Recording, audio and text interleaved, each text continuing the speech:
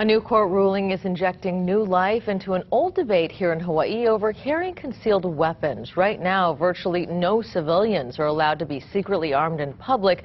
That could soon change. KITV4's Brenton Awa has the story all new at 10. Brenton.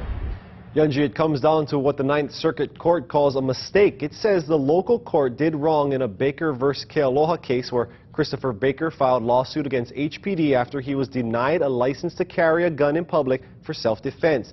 Now the Federal Court of Appeals is giving Baker another chance to argue that case, and that's what's sparking this debate. Hawaii residents can apply for a concealed carry permit to be discreetly armed with a handgun and ammunition in public. But for decades, applying is all residents have been able to do because Hawaii's a may-issue state, giving the police chief the final say on permits, and he's never granted one.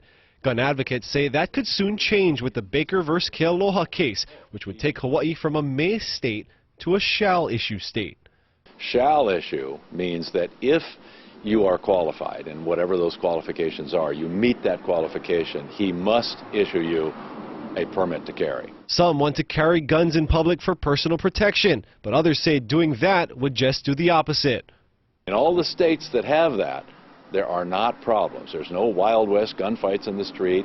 The crime rate sinks. Bad judgment can come into play, and once that happens, tragedies occur. I mean, certainly there have been times, as we know, where it might work, but there have been a lot of times when it hasn't worked out the right way. While a change in the law isn't imminent, gun enthusiasts say now is the time to make their mark by flooding the city with permit requests. Our recommendation is that people immediately start applying for their concealed carry. Right now? Right now. Why is that? Because the last time this came up in the legislature, the chief said, well, there's nobody interested in doing that, which is not at all the case. Meanwhile, opponents want those enthusiasts to slow their draw and think a bit more before shooting. I have an open mind as to how they feel. I hope they have an open mind as to how I feel. I think we're a relatively safe state compared to all the other states and what's out there.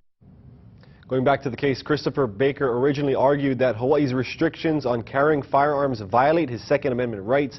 The appeals court is giving him another chance, citing its February opinion in a San Diego case, where it concluded that the Second Amendment provides a responsible, law-abiding citizen with the right to carry a handgun outside the home.